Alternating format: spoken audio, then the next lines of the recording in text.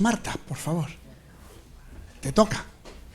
Tenemos ahora, tampoco necesita presentación, a Marta Cortizas, que es la mejor sumiller de España. ¿Qué tal se lleva eso? Raro, muy raro. Raro. Es la sumiller del CEDES de Can Roca. Que sepas que el otro día el Museo de Viño de Galicia estaba presente en la reunión anual de los museos de vino de España, y allí tenéis el Museo de la Sura del Suro, de Palafrugell, Museo del Corcho. Y entonces les transmitimos que creo que van a hacer una pequeña instalación en una sala que tiene dedicada a los nombres del corcho, y que les transmitimos que en gallego es cortiza.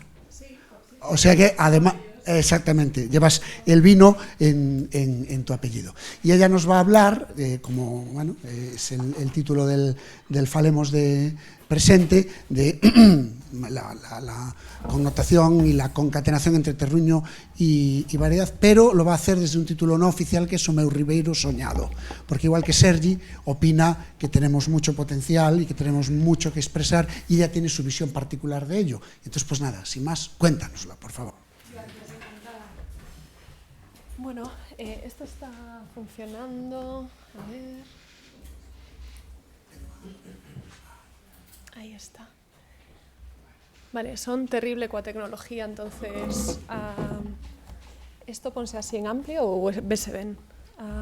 Aquí, Espera.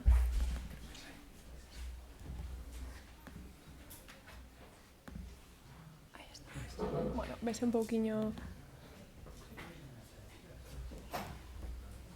Bueno. Ahí. Vale, que tal? Como estades? Bueno, estou moi contenta de estar aquí hoxe con vos. Sempre voltar a casa é un placer inmenso, máis cando hai cosas tan bonitas como esta. Entonces, bueno, primeiro decir que, como a todos os que nos sentamos hoxe aquí, é moi raro para min estar sentada, porque eu sou unha persona que se move moito, e para aquí, para lá. Todo o mundo me di que bailo cando fago cousas, e certo, os cámaras odianme porque de aquí para ali. Así que, bueno, intentarei facelo, pero igual levántome, vale? Non prometo nada.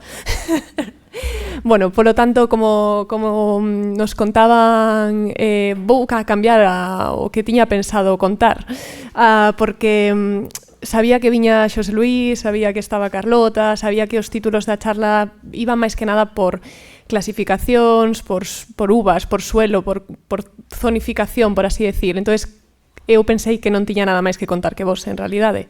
De feito, viñen xa dende o inicio do día porque quería escoitar. Bueno, pareceume todo moi interesante, e tamén moi interesante ver a visión que nos acaban de contar de Cataluña. Síntome moi na casa, no sentido de que eu agora teño as dúas perspectivas, é moi interesante ter sempre, bueno, esa mente aberta a ver como pensan en outros lugares, e Cataluña é un exemplo excepcional para darnos ideas de como facer as cousas, porque son xente moi intelixente, son xente observadora, son xente que viaxa, creo que temos que fixar moito en eles e en moitas cousas. Polo tanto, vamos a cambiar o título da charla, se vos parece ben. Despois ao final farei, bueno, o título oficial, farei un breve resumen do que sinto, do que penso. Pero gustaríame falar dunha ensoñación. Eu falaba ahora con Juanjo sobre que eu teño a miña forma de ser é moi galega, sou unha persona bastante gris, aínda que poidades creer o contrario, porque sempre estou de aquí, jiji, jaja, non, que color, non, sou unha persona gris, sou unha persona de escala de grises, por así decir, e son de carácter pesimista. Por eso moitas veces, como falábamos agora tamén, cando nos propoñen cambios, a min costanme, digo, bueno, non creo, non o vexo, non o sinto, pero no fondo sabedes que sou unha persona soñadora. Así que por aquí vai a ir a charla de hoxe, o meu Ribeiro soñado. Que vos vou a contar vos do Ribeiro, que vos vou a contar da vosa terra. É unha terra preciosa, é unha terra na que me viría a vivir mañá mesmo. Compraría ou alquilaría unha casiña por aquí, faría a vida con vos, se puidese, porque pareceme o soño creo que de calquer persona que teña sensibilidade. Polo tanto, como sería o meu Ribeiro soñado? Bueno, aquí puxemos unha foto porque me apetecía, porque é precioso, non sei. O sea, simplemente ter a auga é un ben tan preciado que non nos damos conta hasta que pasas por camiños onde non é un camiño, é un río. Cheguei a Cataluña fai 5 anos, eu fago moita bicicleta, como xa algún de vos sabedes, e eu pasaba por esas rieras famosas, que ali todo é riera, aquí son ríos, aquí levan auga, e ali no. Pasamos 4 anos que non había ni unha gota de auga, polo tanto eran os meus camiños de andar en bicicleta. hasta que non te das conta que eso non é o natural, é moi... Bueno, cando chegas aquí e ves auga, temos que darnos conta da suerte que temos de ter ese ben, por iso puxen unha foto do río, porque eso de esa confluencia de moitos ríos e que de moita vida.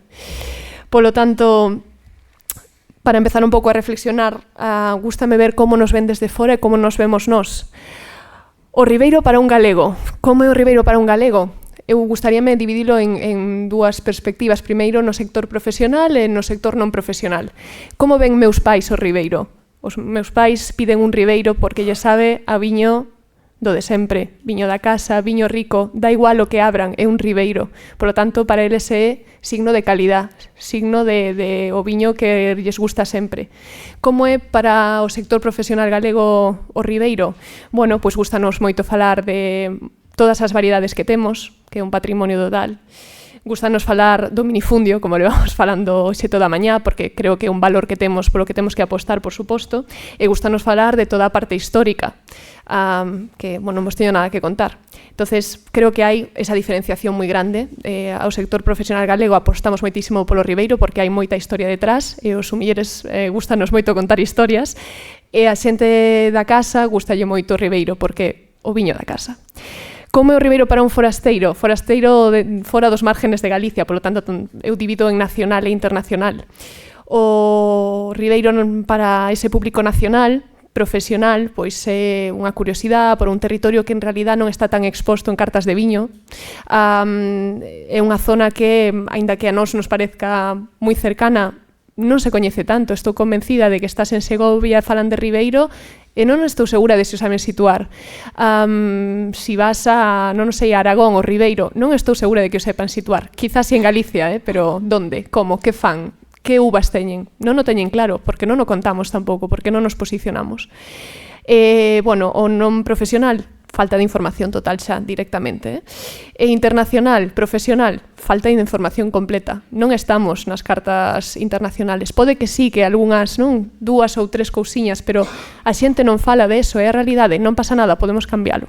E o non profesional o mismo, así que este é o meu resume en que non ten por que ser certo, é a miña visión. Por lo tanto, do que falábamos, o posicionamento, bueno, creo que temos que...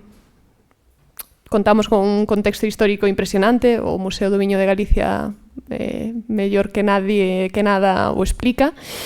Tamén contamos, a xente sabe que somos unha zona vitícola por excelencia, con moitísima tradición.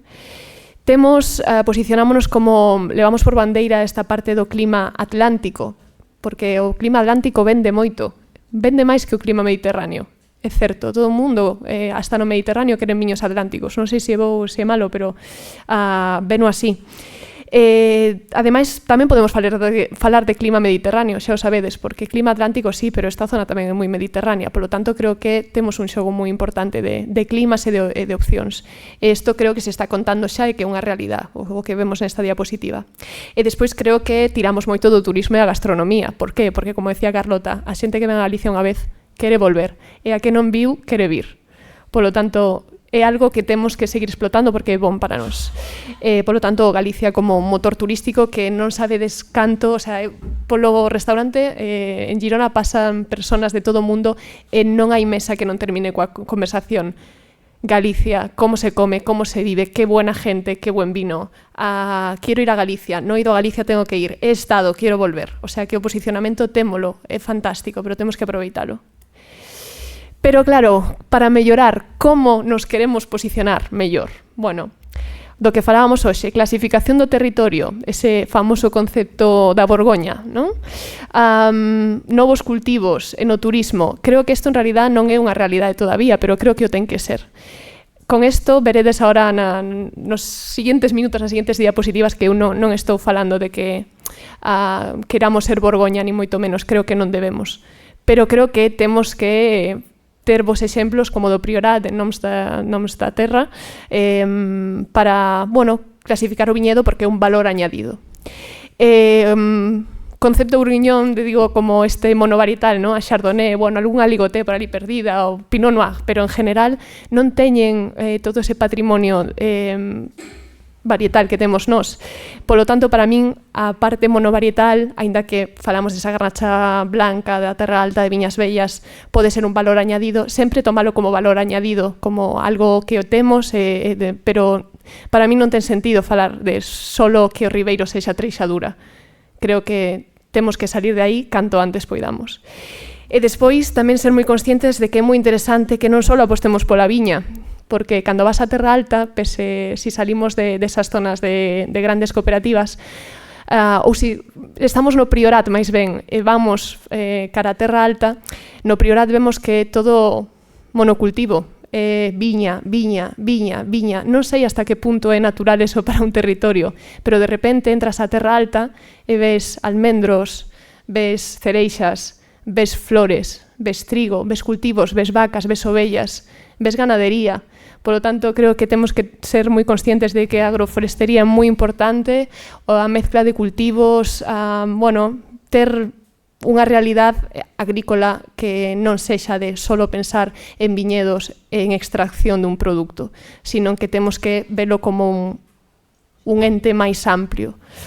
E no turismo, que é unha palabra que aquí en Galicia nos dá moitísimo vértigo, moitísimo medo, parece que o relacionamos con algo malo, con algo que non nos gusta e que os sumilleres non nos parece moi moderno. No turismo, voy a hacerme unha visita de no turismo.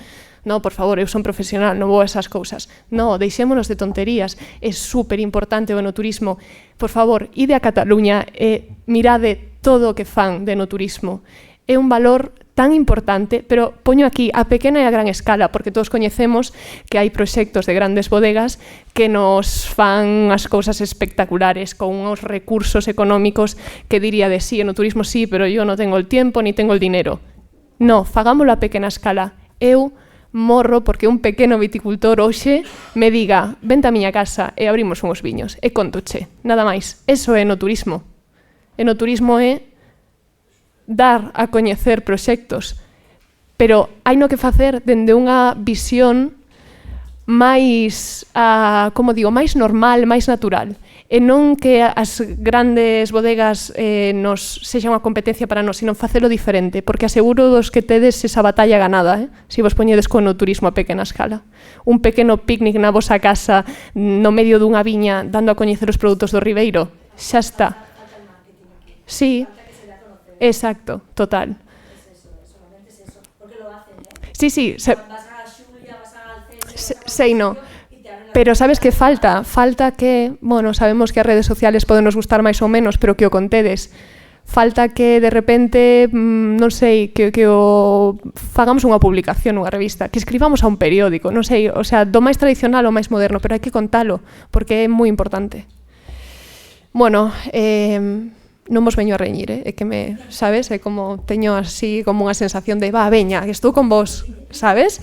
Bueno, polo tanto, que falábamos, beneficios dos policultivos e da agroforestería, bueno, conservación do chan, conservación da erosión, unha eficiencia en general dos recursos que temos naturais, reducen as plagas e as enfermedades, aínda que vos vou a contar a vos de plagas e enfermedades, si sois desos que estades todos os días na viña, pero de verdad que é moi importante, pois maior resiliencia e incluso maior productividade ao longo dos anos. Eu vou a poñer un exemplo fora de aquí, que un señor maravilloso que é José Manuel Bustillo. Ele está no pago de Añina, bueno, en Jerez. Isto é un retiro espiritual que decide, ahora xa creo que debes estar pensando, bueno, o marketing, no. É a paz vitícola nun pago tradicional onde o máis habitual non é que pasen estas cousas, é que el ten plantados árboles, el ten patos, ten ocas, ten outras cousas que non é viña, e ademais fai unhos viños fantásticos, unha pequechiña produción, pero aseguro vos que están nos mellores lugares postos, e vive deso.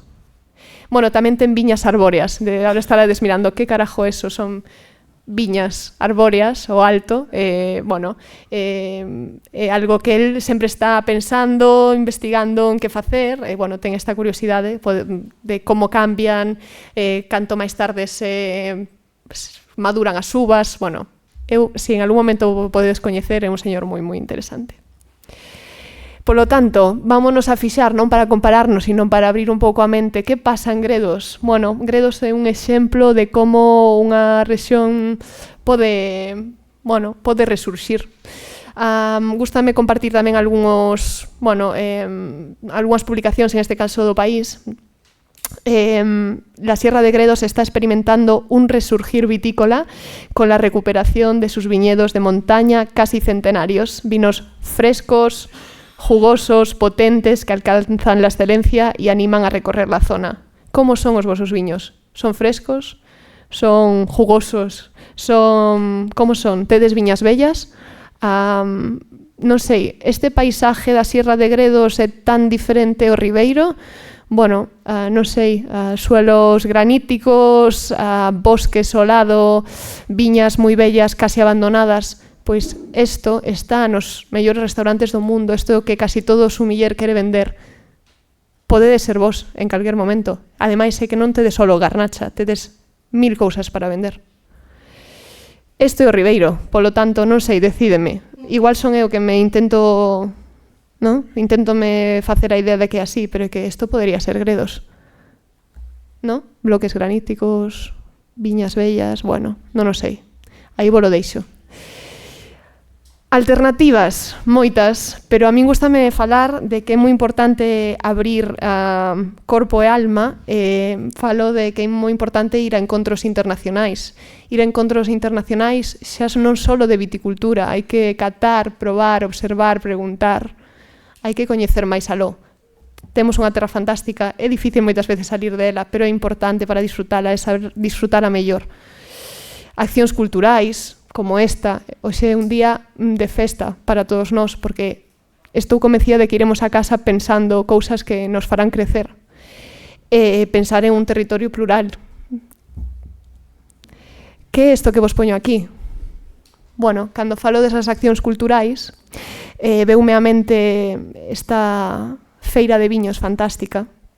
Isto é unha antigua fábrica textil que despois foi un monasterio e que agora reconverteuse en un lugar artístico, cultural, en o que isto está en Lleida, en Convent, na montaña, donde unha vez ao ano se xuntan viticultores tradicionais, máis modernos, máis contemporáneos, de todo, pero xúntanse, fan unha radio, falan, gravan, fan libros, fan unha feira de viños no que se pode comprar viño, non só ir a catar, sino que ti podes ir a comprar viño. Non o sei, simplemente o deixo como idea, non é que o teñades que fazer, digo que vaiades e que provedes estas cousas.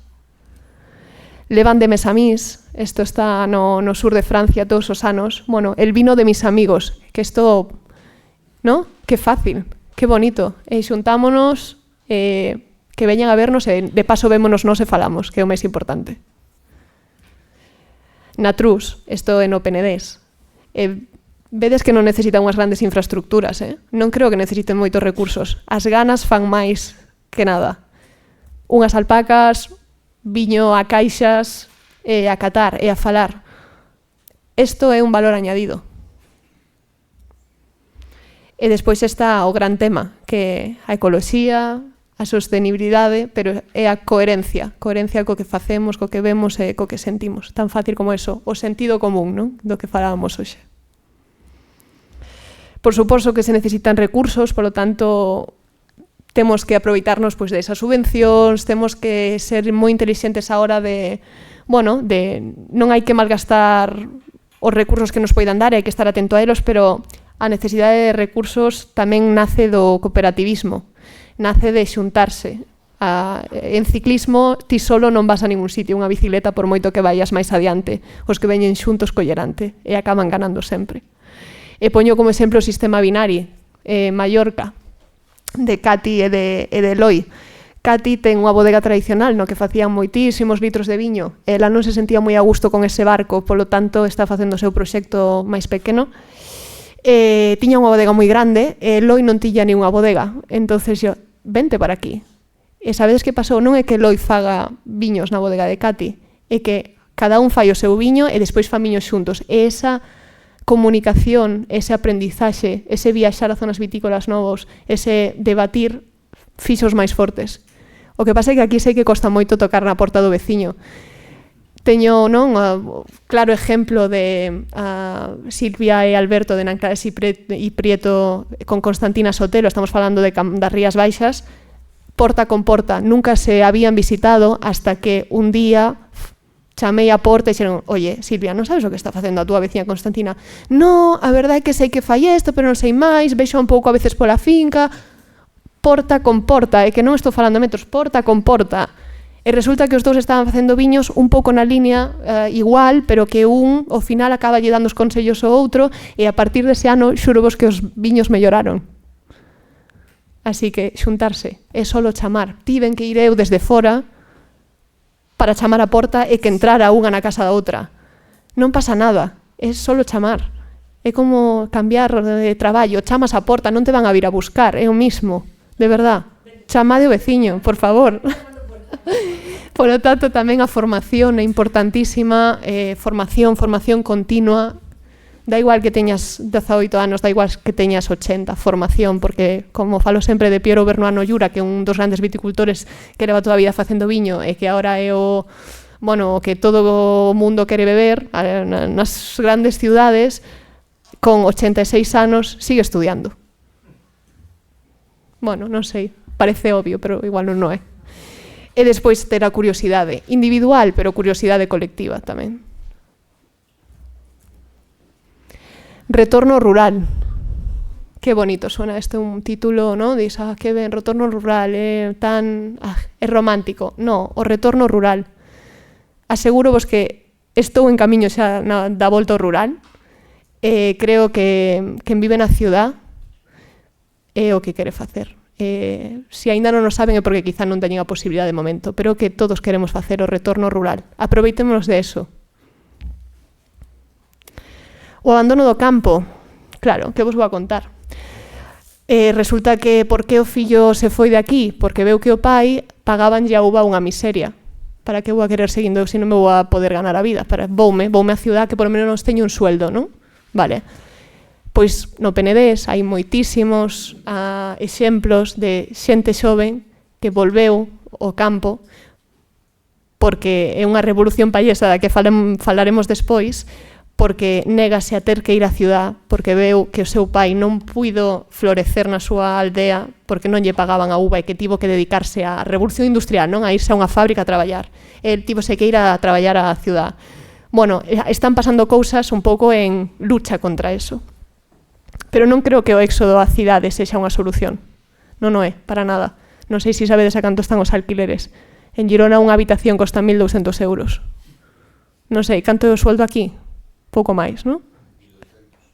Pois entonces, é a solución ir ás cidades? Non o creo. Pero hai que ter o valor de volver ao campo, porque é un aprendizaje. Porque os das cidades non saben plantar patacas. Os das cidades non saben como... Non saben, pero todo... O sea, é a solución. É que vexo tan claro que a solución que pasou co apagón fai un mes. Eu estaba en Barcelona, sin coche, sin móvil. Que miña nai non se enterou. Que pasa se non volve a electricidade nunha semana? Da igual, ten un pozo de auga e ten unha horta. Sodes ricos. Sodes ricos. Entón, isto é a donde vai a ir. Entón, o Ribeiro pasa por aquí. Por intentar, o sea, convencer a xente xoven de que hai que volver aquí, porque poden ter viñas, poden ter un negocio e poden vivir do que plantan. Bueno, isto é pallesía humor, non sei como traducir isto ao galego. Bueno, que a xente do campo ou nada. É que é o resumen. E o Ribeiro creo que se ten que centrar en isto. Deixar de vender a uva a precios que non hai que vender, deixar de vender a grandes bodegas que despois o viño sabe igual que sexa daqui ou daló, confiar, non ter medo, facer as cousas para eles mismos, ter proxectos propios, dignificar a profesión de viticultor, dignificar a profesión de agricultor. É máis guai, son enólogo, son sommelier? No, ojalá eu fora agricultora. É que sabedes moito máis que nós. Sabedes da vida, sabedes da naturaleza, sabedes dos ciclos. Estar orgullosos de eso. Bueno, o que falaba, voltar á agricultura como forma de vida e as vilas como un recurso natural de supervivencia ante desastres maiores. Son moi pesada con isto, pero que estou deseando voltar. Xa non a Galicia, sino a unha vida máis natural. E que nos conecta coa infancia. Conéctanos de onde nacimos, polo tanto, é o máis natural. Sempre falo de que un novo modelo é posible e despois chega o éxito, que o éxito é un problema terrible, porque cando tes éxito deixas de pensar. Cando todo che vai ben, deixaste levar e non pensas en mellorar nin en avanzar. Eu intento con todas estas cousas bonitas que me están pasando, de que un premio aquí, non sei que, gano non sei canto, que non, que moi ben, que estou agradecida, pero xa está. Sigamos intentando mellorar e pensar máis adiante. Polo tanto, chega o famoso caso Borgoña, no que parece que todos se queren parecer a Borgoña. Non sei, en Borgoña hai cousas así como os climats, os liudit, non?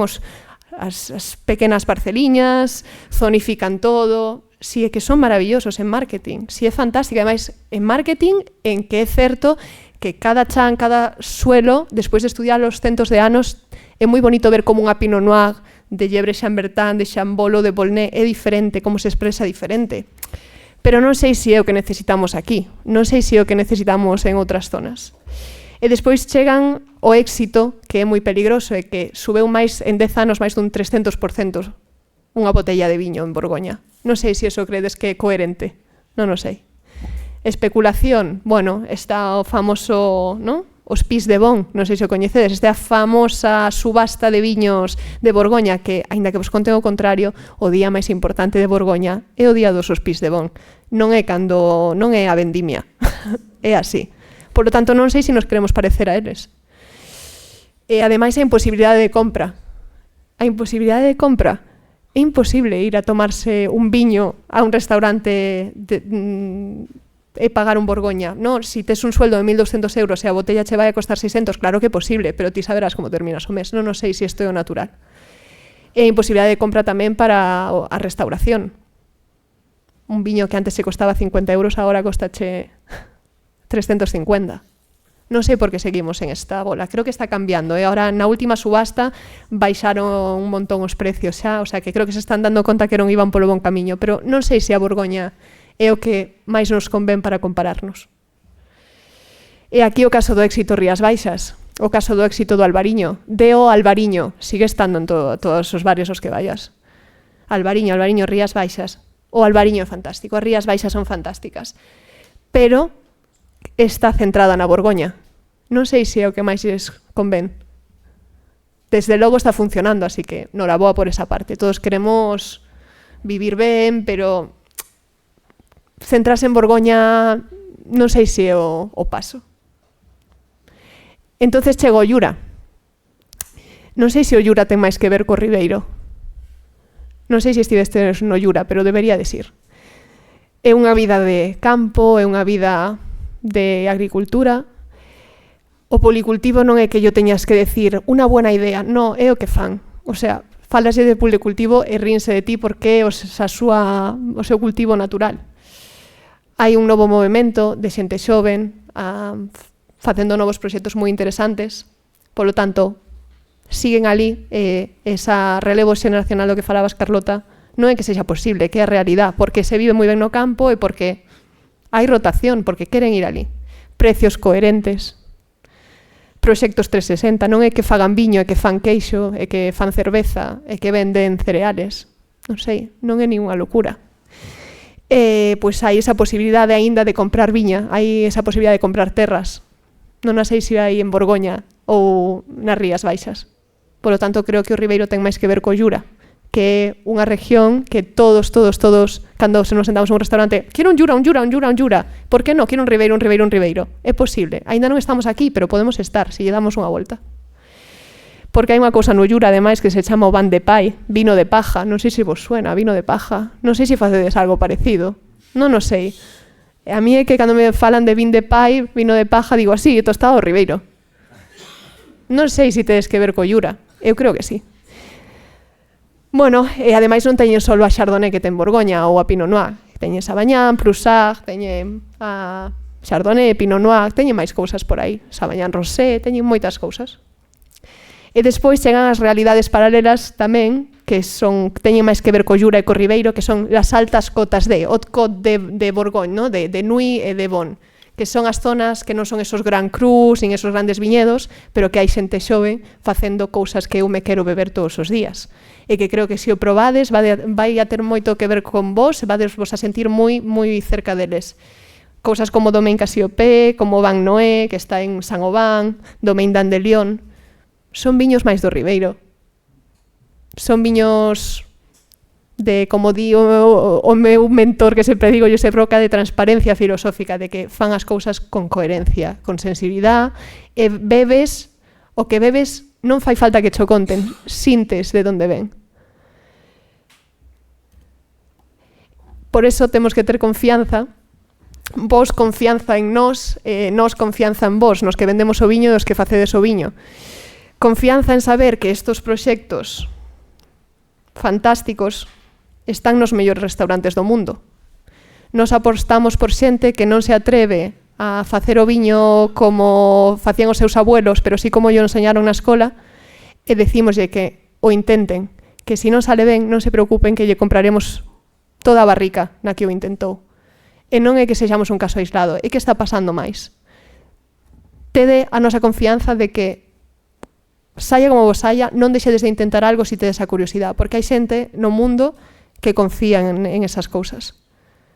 Xente como a Josep Roca, xente como Carlos Horta, xente que son ilustrísimos do viño e da cultura e da arte, e que, bueno, dende a amistad e desde o cariño, desde intentar que o medo non lles invada, compran estas cousas. Intentade facer as cousas, de verdad, non por medo. Haberá xente que vos compre o viño, estou convencida, sexa como sexa, pero non deixades de aprender por isto. E dende a amizade, por suposto, non sei, Adri, ti non intentas facer un viño que se non che sale tal cual como queres, Adri, o Xurxo vai no a ter ali, porque desde a amistad faicho. E eu, se teño un pequeno bar, vouche a comprar igual. E se igual non o vendo tanto, pois xa mo beberei eu. Pero sabes o que che quero decir? Apoiar desde un pequeno bar hasta o gran restaurante. E despois esta cousa que aquí se me poño máis na miña Marta de verdad, que é esta parte un pouco máis energética e bruxa meiga galega, que é o magnetismo enerxético que non se pode explicar dos viños. Estes viños, donde hai confianza, donde non hai medo, teñen algo especial. Transpasa a información moito máis fácil que os viños que están maquillados, xa non digo con elementos enolóxicos, sino pois con medos.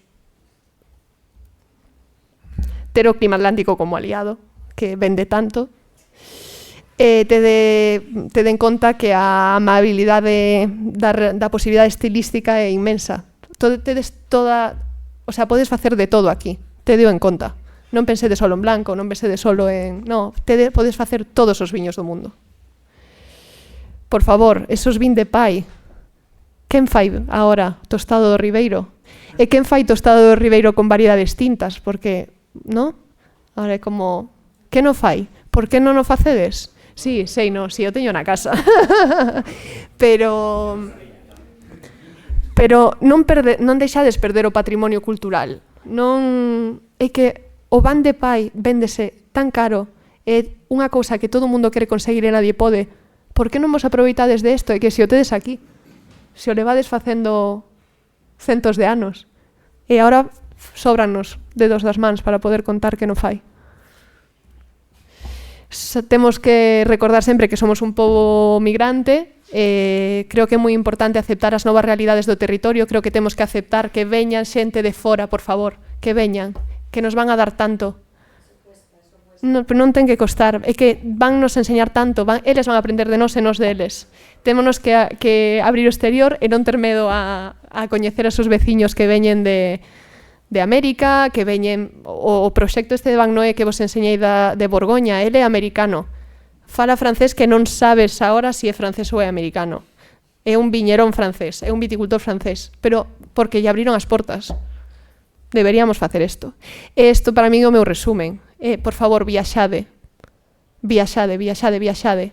viaxade, catade, probade o que fan os outros, porque olvidámonos, sí, facer o viño, pero que hai que probar viños que non facedes vos.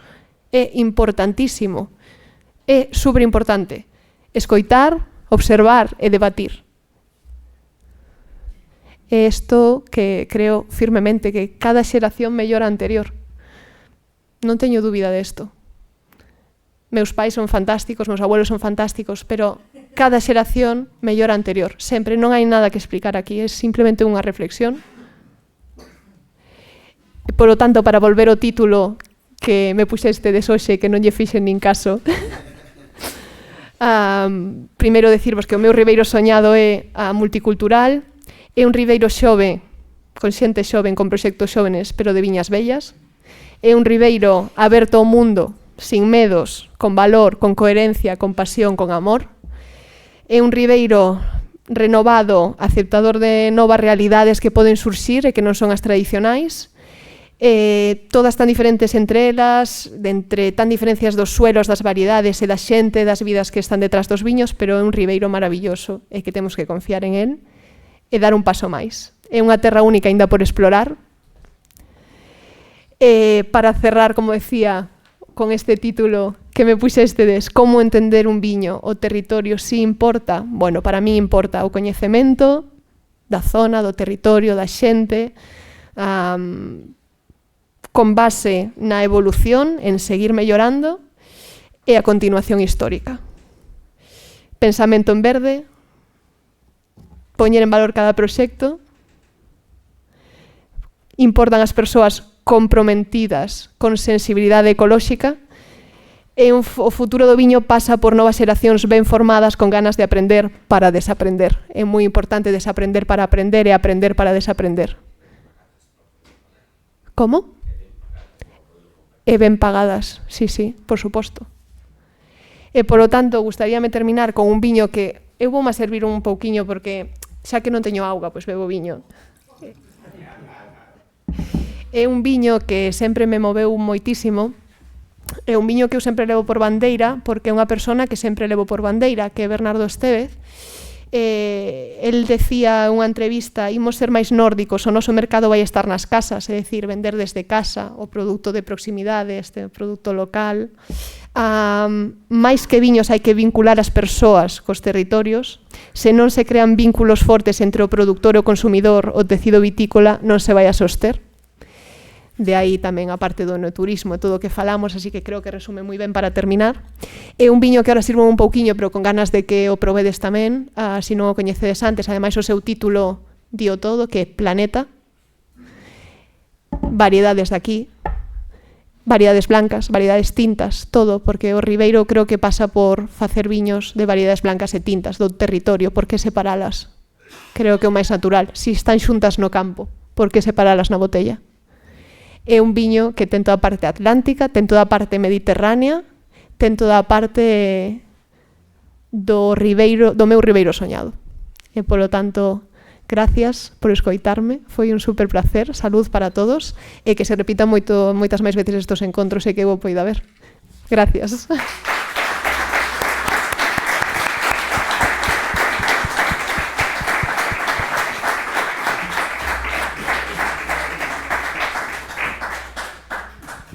Pois moitas gracias, Marta, un auténtico luxo. Hai unha connotación que deixates no aire, que é os paralelismos ca región do Jura, e hai unha máis que non ten só que ver con Monterrey, con Ribeiro, sino tamén con Monterrey. Onde está Mateo? Aí está Mateo, porque el é un namorado do merenzao, e o merenzao é unha sinonimia do trusó. É dicir, que temos moitísimos máis vínculos que é cuestión de explorar e de rascar un pouquiño para empezar a topar.